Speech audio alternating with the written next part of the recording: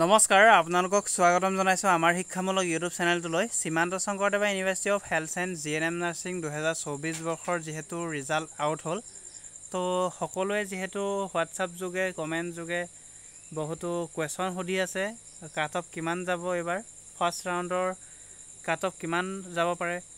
আৰু fees and admission process কেনে ধৰণে হ'ব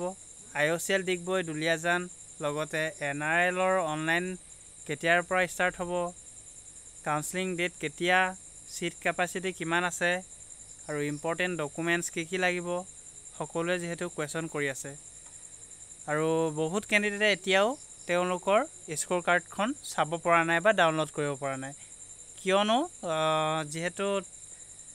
সাৰ্ভাৰ ডাউন হৈ আছে তো আপোনালোকে ৰাতি চাব চেষ্টা কৰি চাব আৰু নেট পোৱা জায়গাত আপোনালোকে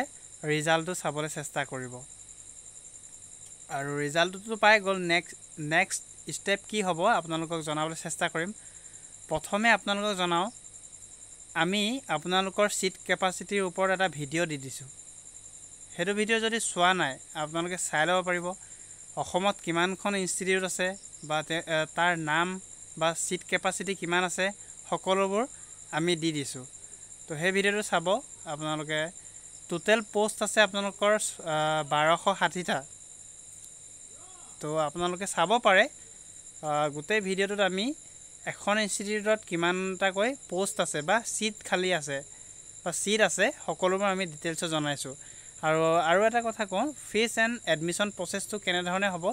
তাৰ ওপৰতো আমি ভিডিও এটা আগতে প্ৰভাইড কৰি ৰাখিছিলো তো হেতু ভিডিও যদি আপোনালোকে চোৱা নাই তেন্তে সেই ভিডিওটো চাই ল'ব হলো এবাৰ জনাই দিও আপোনালোকৰ ফিজ হ'ব 5000 ৰ পৰা এডমিশ্যনৰ সময়ত 5000 বা 6000 ৰ ভিতৰত আপোনালোকৰ এডমিশ্যন হৈ যাব প্ৰচেছটো হ'ব এডমিশ্যন প্ৰচেছটো আপোনালোকৰ যেতিয়াই কাট অফ এখন আকৌ নটিচ আহিব আপোনালোকৰ এবাৰ কেনে ধৰণে হয় এই কথাটো লক্ষণীয় হ'ব যেহেতু যোৱা বছৰ যেহেতু সেপাৰেট কৰি এক্সামসমূহ পতা হৈছিল ইনষ্টিটিউট সমূহত ধৰি লওক আপোনালোকৰ আইঅচিএল ডিগবৈ বেলেগকৈ পাতে দুলিয়াজানৰ বেলেগকৈ এনআৰএলৰ বেলেগকৈ পাতে কিন্তু এইবাৰ গোটেই অসমৰ যিমান কেইখন প্ৰাইভেট হক সৰকাৰি হক গোটেইখনে সীমান্ত Sankaradeva university of health সায়েন্সৰ আন্ডাৰতে combine কৰি এক্সামটো জিএনএমডব্লিউ 2024 বৰ্ষ বুলি ইনক্লুড কৰি পাতিছে সেই গতিকে আপোনালোকৰ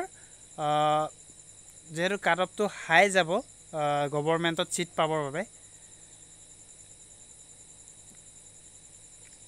আৰু আপোনালোকৰ যেতিয়াই নেকি আইঅচিএল ডিগবৈ দুলিয়াজান লগতে এনআৰএলৰ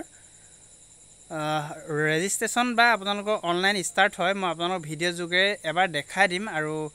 আপোনালোকক জনাই দিম যে কেনেকৈ নিজৰ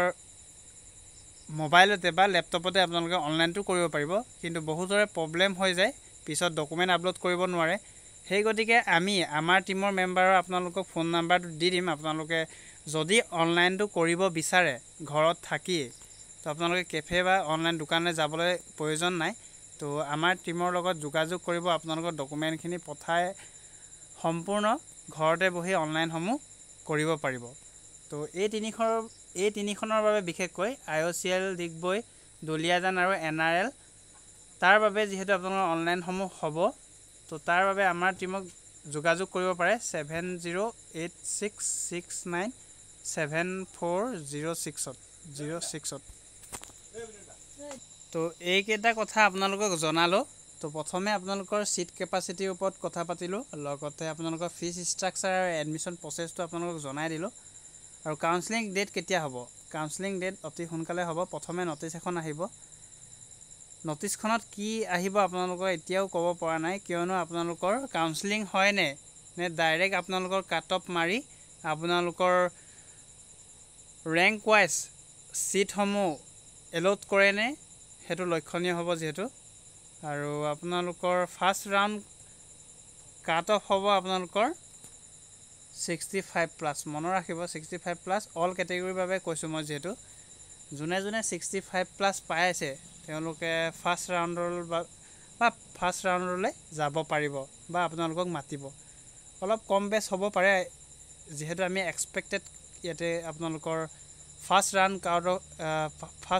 কাট অফৰ বাবে আমি ইয়াতে কৈ দিছো তো এইটো এক্সপেক্টেড হয় কাট অফটো 65+। তো ইম্পৰ্টেণ্ট ডকুমেণ্টৰ ওপৰত আমি এটা ভিডিঅ' আপোনালোকক প্ৰভাইড কৰিছোঁ, সেইটো আপোনালোকে চাব পাৰে। হ'লেও আকৌ এবাৰ কৈছোঁ, প্ৰথমতে মন কৰিব আপোনালোকে প্ৰথমে যোনখন এডমিট কাৰ্ড আছিলে এডমিট কাৰ্ডখন নিব লাগিব। এডমিট কাৰ্ড আৰু এতিয়া যোনখন পাইছে স্ক'ৰ কাৰ্ড, পে'মেণ্ট ৰিচিপ্ট, তাৰপিছত হায়াৰ ছেকেণ্ডেৰী আপোনালোকৰ মাৰ্কশ্বিট চাৰ্টিফিকেট নিব লাগিব। অৰিজিনেল উইথ জেৰক্স কপিসমূহ নিব লাগিব আপোনালোকে। অৰিজিনেল যিমানকেইখন নিব লাগিব সকলো ডকুমেণ্ট দিব, মেট্ৰিকৰ হওক হায়াৰ ছেকেণ্ডেৰী হওক গোটেইখিনি। আৰু OBC আপোনালোকে NCL যদি ইয়েছ কৈছিলে NCL নিব লাগিব।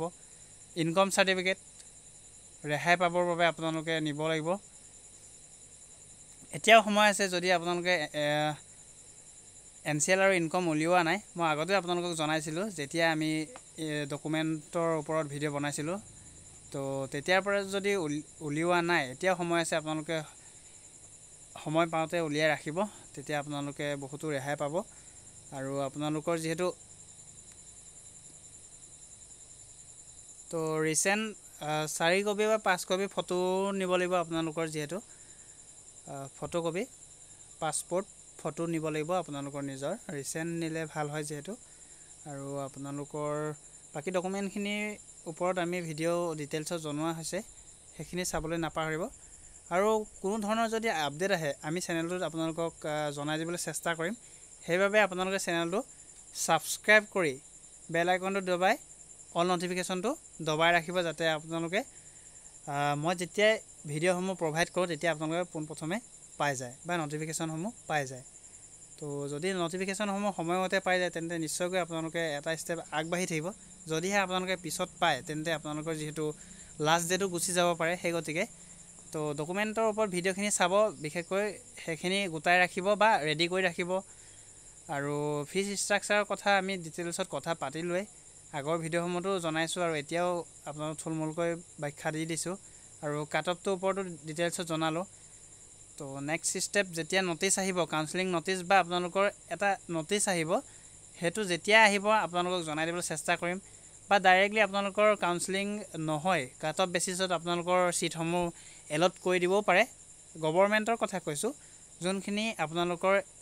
যদি কম নাম্বাৰ পাইছে, তেওঁলোকে ভাবিছে যে প্ৰাইভেটত ল'ম, তেন্তে আপোনালোকে প্ৰাইভেটৰ লগত যোগাযোগ কৰিব পাৰে। তো মই অল ডিটেইলছত আপোনালোকৰ গোটেই কলেজখিনিৰ নাম দি দিছোঁ, সেইখিনিও আপোনালোকে চাই মেলি গুগলত ছাৰ্চ কৰি কণ্টেক্ট নাম্বাৰবোৰ উলিয়াই কৰি আপোনালোকে কল কৰি আপোনালোকৰ ছিটসমূহ বুকিং কৰিব পাৰে। বা আপোনালোকে সুধিব পাৰে যে ফিজ ষ্ট্ৰাকচাৰটো কিমান। তো চৰকাৰীটো 5,000, তাততো 70-80 হাজাৰো হ'ব পাৰে, সেইখিনি সুধিব পাৰে। তো এয়াই আজি ভিডিঅ'টো আপডেটখিনি দিবলৈ চেষ্টা কৰিলোঁ। তো আশা কৰিছোঁ আপোনালোকে উপকৃত হ'ল। তো চেনেলটো আগন্তুক দিনত আপডেটখিনি পাবলৈ ছাবস্ক্ৰাইব কৰিবলৈ একেবাৰে নাপাব। নেক্সট ভিডিঅ'লৈ কম, ধন্যবাদ।